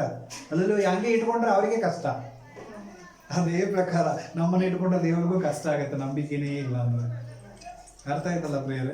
ಕ್ರಿಯೆ ಇಲ್ಲದ ನಂಬಿಕೆ ಸತ್ತದಾಗಿದೆ. ನಂಬಿಕೆ ಅಂದ್ರೆ ಅದ್ರಲ್ಲಿ ಏನಿರ್ಬೇಕು? ಕ್ರಿಯೆ ಇರಬೇಕು. ಕ್ರಿಯೆ ಅಂದ್ರೆ ಏನು? ಏನೇ ಬಂದ್ರೂ ಮುಖದಲ್ಲಿ ಸ್ಟ್ರಾಂಗ್ ಆಗಿ ದೇವರಿದ್ದಾನೆ ಕಾನ್ಫಿಡೆನ್ಸ್ ಇರಬೇಕು. ಸೋತು ಹೋಗೋದಲ್ಲ ನಂಬಿಕೆನ, ಸೋತು ಹೋಗೋದಲ್ಲ ನಂಬಿಕೆನ. ಸೋತೋದ್ರ ಮಧ್ಯದಲ್ಲಿ ಇದ್ರು ಒಂದು ಕಾನ್ಫಿಡೆಂಟ್ ಆಗಿದೀವಲ್ಲ, ಅದು ನಂಬಿಕೆ. ಆಮೇಲೆ ಇವತ್ತು ಎಲ್ಲ ಇದ್ದು ನಮ್ಮಲ್ಲಿ ನಂಬಿಕೆ ಇಲ್ಲ ಅಂದ್ರೆ ನಾವು ಇರೋದೇ ವೇಸ್ಟ್. ಆಮೇಲೆ ಸೊ ನಂಬಿಕೆಯಲ್ಲಿ ಏನಿರಬೇಕು? ಕ್ರಿಯೆ ಇರಬೇಕು. ಅದನ್ನೇ ವಚನದಿಂದ ವಾಕ್ಯ ಓದಿಕೊಳ್ಳೋಣ ಅದೇ ಅಧ್ಯಾಯದಲ್ಲಿ. ಹಾಗೆಯೇ ಕ್ರಿಯೆಗಳಿಲ್ಲದ ನಂಬಿಕೆಯು ನಿರ್ಜೀವವಾದದ್ದು. ಆದರೂ ಒಬ್ಬನು ನಿನಗೆ ನಂಬಿಕೆ ಉಂಟು ಮತ್ತು ನಿನಗೆ ಕ್ರಿಯೆಗಳು ಉಂಟು, ನೀನು ಕ್ರಿಯೆಗಳಿಲ್ಲದೆ ನಿನ್ನ ನಂಬಿಕೆಯನ್ನು ನನಗೆ ತೋರಿಸು, ನಾನು ನನ್ನ ಕ್ರಿಯೆಗಳ ಮುಖಾಂತರ ನನ್ನ ನಂಬಿಕೆಯನ್ನು ತೋರಿಸುತ್ತೇನೆ ಎಂದು ಹೇಳುವನಲ್ಲವೇ? ದೇವರು ಒಬ್ಬನೇ. ಆಮೇಲೆ ಸಾಕು. ಅಲ್ಲೆಲ್ಲೂಯ್ಯ. ಇಲ್ಲಿ 2 ರೀತಿಯಾದ ಕಾರ್ಯಗಳು. ನನಗೆ ನಂಬಿಕೆ ಇದೆ ರೀ. ಇವತ್ತು ಅನೇಕರು ಹೇಳುವಂಥದ್ದು, ದೇವ್ರು ಇಲ್ಲಿ ಇದ್ದಾನ್ರಿ, ನಾವು ಪ್ರಾರ್ಥನೆ ಮಾಡ್ತೀವಿ, ದೇವ್ರನ್ನ ಬಿಟ್ಟಿಲ್ರಿ ನಾವು. ಅದರ ಕ್ರಿಯೆಯಲ್ಲಿ ದೇವ್ರನ್ನ ತೋರಿಸ್ತಾ ಇಲ್ಲ ಅಲ್ಲಿ. ಅರ್ಥ ಆಯ್ತಲ್ಲ? ಅದ ಕೇಳುವಾಗಲ ಅವ್ರ ಮಾತು ಹೆಂಗಿರುತ್ತೆ? ದೇವ್ರು ಬಿಟ್ರೆ ಏನು ಅದಾವ್ರಿ, ನಮಗೆ ದೇವ್ರ ಬಿಟ್ರೆ ಏನು ಇಲ್ರಿ. ಆದರೆ ಕ್ರಿಯೆಯಲ್ಲಿ ಎಲ್ಲ ದೇವರಿಗೆ ಇಷ್ಟವಿಲ್ಲದ ಕಾರ್ಯಗಳನ್ನ ಮಾಡ್ತಾ ಇರೋದು. ಕ್ರಿಯೆ ಇಲ್ಲದ ನಂಬಿಕೆ ಸತ್ತದಾಗಿದೆ. ಆಮೇನ್. ನನ್ನ ದೇವರಿದ್ದಾನೆ ಅಂತ ಎಲಿ ಅಲ್ಲಿ ಪ್ರೂವ್ ಮಾಡ್ಲಿಕ್ಕೆ ಏನ್ ಮಾಡಿದ? ಅಲ್ಲಿ ಕ್ರಿಯೆ ತೋರಿಸಿದ. ನೀವು 400 ಮಂದಿ ಇದ್ದೀರಿ, ಟೈಮ್ ಕೊಟ್ಟಿರ್ತೀನಿ, ಒಯ್ಕೊಳ್ರಿ. ಅಲ್ಲೆಲ್ಲೂಯ್ಯ. ಇವತ್ತು ನಿಜವಾಗಲೂ ನಿಮ್ಮ ದೇವರಾಗಿದ್ರೆ ಏನಾಗ್ಲಿ, ಬರ್ಲಿ, ಬೆಂಕಿ ಬರ್ಲಿ. ಆದ್ರೆ ಎಲಿ ಒಬ್ಬನೇ, ಅವನ ಪರವಾಗಿ ಸಾಥ್ ಕೊಡ್ಲಿಕ್ಕೆ ಯಾರು ಇಲ್ಲ. ಆದ್ರೆ ಅವನಲ್ಲಿ ಇದ್ದಿದ್ದು ನಂಬಿಕೆ, ಅಲ್ಲೆಲ್ಲೂ ಕ್ರಿಯೆ ಉಳ್ಳ ನಂಬಿಕೆ. ಅವನ್ ನಿಂತುಕೊಂಡು ಒಂದು ಪ್ರಾರ್ಥನೆ, ದೇವರೇ ನೀನೊಬ್ಬನೇ ದೇವರನ್ನೋದನ್ನ ಏನ್ ಮಾಡ್ಬೇಕು, ಇವತ್ತು ಈ ಜನರು ನೋಡ್ಬೇಕಂದ್ರೆ ಬೆಂಕಿ ಬರಬೇಕು. ಅವರು ಸಾಧಾರಣ ಬೆಂಕಿಗೋಸ್ಕರ ಕಾಯ್ತಿದ್ರು, ಆದ್ರೆ ಇವನಿಗೆ ದೇವರಿಗೆ ಸುರಿಸಿದ ಬೆಂಕಿ ಆ ಒಂದು ಬಲಿಗಳನ್ನ ಸುತ್ತಲಿರುವಂತ ನೀರುಗಳನ್ನ ಸಹಿತ ಸುಟ್ಟಾಗ್ಬಿಡತ್ತಂತೆ. ಅಂತ ಒಂದು ಬೆಂಕಿ ಆಕಾಶದಂತೆ. ಕಾರಣ ಕ್ರಿಯೆಯಲ್ಲಿ ಅವನ ದೇವರನ್ನು ಮಹಿಮೆಪಡಿಸ್ತಾ ಇದ್ದ, ಅವನಲ್ಲಿರುವಂತ ನಂಬಿಕೆಯನ್ನು ತೋರಿಸ್ತಿದ್ದ. ಇವತ್ತು ನಾವು ಏನ್ ಮಾಡ್ತಾ ಇದ್ದೀವಿ? ಸತ್ತೋಗಿದ ನಂಬಿಕೆಯನ್ನು ಇಟ್ಟುಕೊಂಡು ನಾನು ನಂಬಿಕೆಯಲ್ಲಿ ಇದ್ದೀನಿ ಅಂತ ಅಡ್ಡಾಡ್ತಾ ಇದ್ದೀವಿ. ಕ್ರಿಯೆಯಲ್ಲಿ ಏನು ದೇವರ ಮಹಿಮೆ ಪಡಿಸ್ತಾ ಇಲ್ಲ. ಆದ್ರೂ ನನ್ನಲ್ಲಿ ಏನಿದೆ ಅಂತ ಹೇಳ್ತೀವಿ, ನಂಬಿಕೆ ಇದೆ ರೀ. ಕ್ರಿಯೆ ಇಲ್ಲದ ನಂಬಿಕೆ ಸತ್ತದಾಗಿದೆ, ಅದು ದೇವರಿಗೆ ಇಷ್ಟವಿಲ್ಲ. ನಂಬಿಕೆ ಇರೋದಾದ್ರೆ ಕ್ರಿಯೆ ರೂಪದಲ್ಲಿ ತೋರಿಸು. ಕಷ್ಟ ಬಂದ್ರು, ತೊಂದರೆ ಬರಲಿ, ವೇದನೆ ಬರಲಿ, ಯಾರೇನ್ ಮಾಡ್ತಾರೆ ನೋಡೇ ಬಿಡ್ತೀನಿ, ನನ್ನ ದೇವರು ನನಗಿದ್ದಾನೆ, ಕಾನ್ಫಿಡೆನ್ಸ್ ಲೆವೆಲ್ ಇಲ್ಲ. ಅದಕ್ಕೆ ನಾವು ಸತ್ತು ಹೋಗಿ ದೇವರಿಗೆ ಇಷ್ಟವಿಲ್ಲದೆ ಬಿದ್ದಿದ್ದೀವಿ. ಕ್ರಿಯೆ ಇಲ್ಲದ ನಂಬಿಕೆ ಸತ್ತದಾಗಿದೆ. ಆಮೇಲೆ ಅಲ್ಲೆಲ್ಲ. ಸೊ ನಂಬಿಕೆ ಅಂದ್ರೆ ಅದರಲ್ಲಿ ಏನಿರಬೇಕು? ಕ್ರಿಯೆ ಇರಬೇಕು. ಕ್ರಿಯೆಯಲ್ಲಿ ನಂಬಿಕೆ ದೇವರು ನಾವೇನ್ ಮಾಡ್ಬೋದು? ತೋರಿಸಬೇಕು. ಅಲ್ಲೆಲ್ಲೂಯ್ಯ. ವಾಕ್ಯ ಓದಿಕೊಳ್ಳೋಣ. ಕೊಲೋಸ್ಯರು ಬರೆದ ಪತ್ರಿಕೆ 1ನೇ ಅಧ್ಯಾಯ 3ನೇ ವಚನಗಳ ವಾಕ್ಯಗಳನ್ನು ಓದಿಕೊಳ್ಳೋಣ. 1:3 ವಚನದಲ್ಲಿ, ನಿಮಗೋಸ್ಕರ ನಾವು ಪ್ರಾರ್ಥಿಸುವಾಗಲೆಲ್ಲ ನಿಮ್ಮ ನಿಮಿತ್ತವಾಗಿ ನಮ್ಮ ಕರ್ತನಾದ ಯೇಸು ಕ್ರಿಸ್ತನ ತಂದೆಯಾಗಿರುವ ದೇವರಿಗೆ ಕೃತಜ್ಞತಾ ಸ್ತುತಿ ಸಲ್ಲಿಸುತ್ತೇವೆ. ಆಮೆನ್. ಕೃತಜ್ಞತಾ ಸ್ತುತಿ ಮಾಡುತ್ತೇವೆ ನಿಮ್ಮ ನಿಮಿತ್ತವಾಗಿ, ನಿಮ್ಮಲ್ಲಿ ದೇವರಿಟ್ಟಿರುವಂತ ಆಶೀರ್ವಾದಕ್ಕಾಗಿ, ನಿಮ್ಮನ್ನು ನಮಗೆ ಕೊಟ್ಟಿದ್ದಕ್ಕಾಗಿ ನಾವು ದೇವರಿಗೆ ಕೃತಜ್ಞತಾ ಸ್ತುತಿಯನ್ನು ಮಾಡುತ್ತಾ ಇದ್ದೇವೆ ಪ್ರಾರ್ಥನೆಯಲ್ಲಿ. ಅಂದ್ರೆ ಪೌಲ್ ಪ್ರಾರ್ಥನೆ ಮಾಡ್ತಾ ಇದ್ದಾನಂತೆ. ಯಾಕೆ ಅಂತ ಹೇಳಿದ್ರೆ, ಆ ಒಂದು ನಂಬಿಕೆಯಲ್ಲಿ ಅವ್ರನ್ನ ಎಂಕರೇಜ್ ಮಾಡ್ತಾ ಇದ್ದಾನೆ. ಸರ್ ನಾನು ನಿಮ್ಮನ್ನು ನೆನಪಿಟ್ಟುಕೊಂಡಿದ್ದೀನಿ, ನಾನು ನಿಮಗಾಗಿ ಪ್ರಾರ್ಥನೆ ಮಾಡ್ತಾ ಇದ್ದೀನಿ, ದೇವರು ನಿಮಗೆ ಒಳ್ಳೇದು ಮಾಡ್ತಾ ಇದ್ದಾನೆ, ಮಾಡ್ಲಿಕ್ಕಾಗಿ ನಾನು ಪ್ರಾರ್ಥನೆ ಮಾಡ್ತೀನಿ ಅಂತ ಹೇಳಿ ಅವರಲ್ಲಿ ಉರಿ ತುಂಬಿಸಿ ಅವರಲ್ಲಿ ಒಂದು ನಂಬಿಕೆನ ಇನ್ನೂ ಆ ಒಂದು ನೆಕ್ಸ್ಟ್ ಲೆವೆಲ್ಗೆ ತಗೊಂಡು ಹೋಗ್ತಾ ಇದ್ದಾನೆ. ಓ, ನನಗಾಗಿ ಪ್ರಾರ್ಥನೆ ಮಾಡ್ಲಿಕ್ಕೆ ಒಂದು ವ್ಯಕ್ತಿ ಇದ್ದಾರಲ್ಲ, ಅದು ನಂಬಿಕೆ. ಅಲ್ಲಿ ಅರ್ಥ ಇದಲ್ಲ ಪ್ರಿಯರೇ? ನಂಬಿಕೆ ಅಂದ್ರೆ ಅವ್ರ ಜೊತೆ ಸೇರಿ ಕೂಡ್ಕೊಂಡು, ಅವ್ರ ಜೊತೆ ಕುಡಿದು, ಅವ್ರ ಜೊತೆ ಅಡ್ಡಾಡಿ, ಅವ್ರ ಜೊತೆ ಮಜಾ ಮಾಡ್ಕೊಂಡು, ಅವ್ರ ಜೊತೆ ಎಂಜಾಯ್ ಮಾಡ್ಕೊಂಡು, ಅವ್ರು ಹೇಳಿದಂಗೆ ಕೇಳ್ಕೊಂಡು ಅಡ್ಡಾಡೋದೆಲ್ಲ ಅವ್ರ ಮೇಲೆ ಒಂದು ಪ್ರೀತಿ ಅಲ್ಲ. ಅವ್ರು ನಿಜವಾಗ್ಲೂ ಪ್ರೀತಿ ಮಾಡೋದಾಗಿದ್ರೆ ನೀನು ಅವರಿಗಾಗಿ ಪ್ರಾರ್ಥನೆ ಮಾಡ್ತಾ ಇದ್ದೀ ಅನ್ನೋದನ್ನ ಏನ್ ಮಾಡ್ಬೇಕು? ದೇವರಿಗೆ ತೋರಿಸಬೇಕು. ಮತ್ತೆ ಅವ್ರಿಗೂ ನಂಬಿಕೆಯನ್ನು ತುಂಬಿಸ್ಬೇಕು.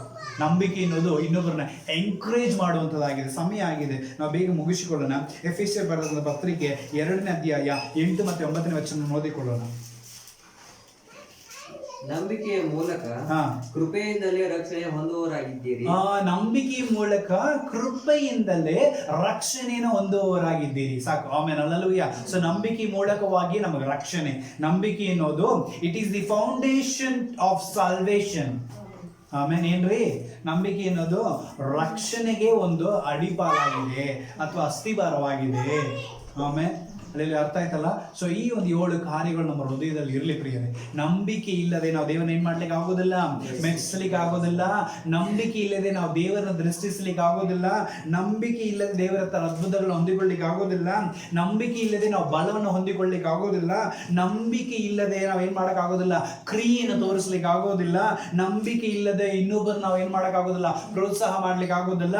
ನಂಬಿಕೆ ಇಲ್ಲದೆ ಇನ್ನೊಬ್ಬನ ರಕ್ಷಣೆಗೆ ತರಲಿಕ್ಕೆ ಆಗೋದೇ ಇಲ್ಲ. ಸೊ ಈ ನಂಬಿಕೆ ಇದ್ರೆ ನಾವು ದೇವರನ್ನು ಮೆಚ್ಚಿಸಬಹುದು. ನಂಬಿಕೆ ಇದ್ದರೆ ನಾವು ದೇವರ ಹತ್ರ ಅದ್ಭುತಗಳನ್ನು ಹೊಂದಿಕೊಳ್ಳಬಹುದು. ನಂಬಿಕೆ ಇದ್ದರೆ ದೇವರ ಹತ್ರ ಬಿಡುಗಡೆಯನ್ನು ಹೊಂದಿಕೊಳ್ಳಬಹುದು. ನಂಬಿಕೆ ಇದ್ದರೆ ನಾವು ಬಲವನ್ನು ಹೊಂದಿಕೊಳ್ಳಬಹುದು.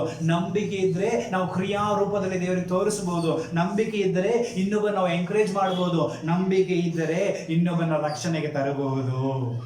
ಆಮೇಲೆ ಸೊ ಆ ನಂಬಿಕೆ ಇಷ್ಟೆಲ್ಲ ಅವಶ್ಯವಾಗಿದೆ ನಮ್ಮ ಜೀವಿತದಲ್ಲಿ. ಹಾಗಾಗಿ ಆ ನಂಬಿಕೆಗಾಗಿ ನಾವು ಏನ್ ಮಾಡೋಣ, ಪ್ರಾರ್ಥನೆ ಮಾಡೋಣ. ಒಂದು ವೇಳೆ ನಮ್ಮಲ್ಲಿ ಇಂಥ ಕಾರ್ಯಗಳಿರೋದಾದ್ರೆ ಈಗಲೇ ದೇವರು ಏನ್ ಮಾಡ್ಬೇಕು, ಅದನ್ನ ತೆಗೆದಾಕ್ಲಿ ಅಂತ ಹೇಳಿ ನಾವು ಪ್ರಾರ್ಥನೆ ಮಾಡಿಕೊಳ್ಳೋಣ. ನಾವು ಕಣ್ಣನ್ನು ಮೆಚ್ಚಿದವರಾಗಿ ಪ್ರಾರ್ಥನೆ ಮಾಡೋಣ. ಸರ್ವಶಕ್ತನಾಗಿರುವ ತಂದೆಯಾದ ದೇವರು, ಕೇಳಿದ ವಾಕ್ಯದಂತೆ ನಮ್ಮ ಜೀವಿತದಲ್ಲಿ ಕರ್ತನೆ ಒಂದು ವೇಳೆ ನಮ್ಮಲ್ಲಿರುವಂಥ ನಂಬಿಕೆ ಕರ್ತನೆ ಲೆವೆಲ್ ನೀನು ಅರಿತಂತ ದೇವರಾಗಿದೆಯಪ್ಪ.